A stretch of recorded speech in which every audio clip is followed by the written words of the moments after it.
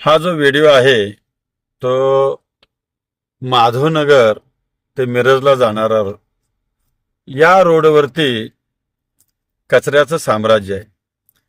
आता जर विचार केला तर माधवनगर ही ग्रामपंचायत या कचऱ्याची विल्हेवाट लावायची म्हणलं तर पंचायत तर काय करणार.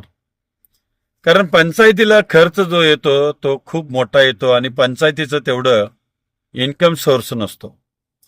मी महाराष्ट्र शासनाला विनंती करतो की आपण करोडोच्या पटीत आपण मातीत घालतो पैसा, नको त्या योजनेमध्ये हजारो कोटी घालतो. तर या कचऱ्याची विल्हेवाट लावण्यासाठी या ग्रामपंचायतींना मदत करा, त्यांना मदत करून पैसे द्या, म्हणजे हे कचऱ्याची विल्हेवाट लागेल. असंच मी महाराष्ट्र शासनाला विनंती करतोय. करता आली तर करा, अन्यथा तुम्ही पैसा मातीत घालणारच आहात तर घालत राहा. याच्यापुढे मी काहीच बोलू शकत नाही. धन्यवाद.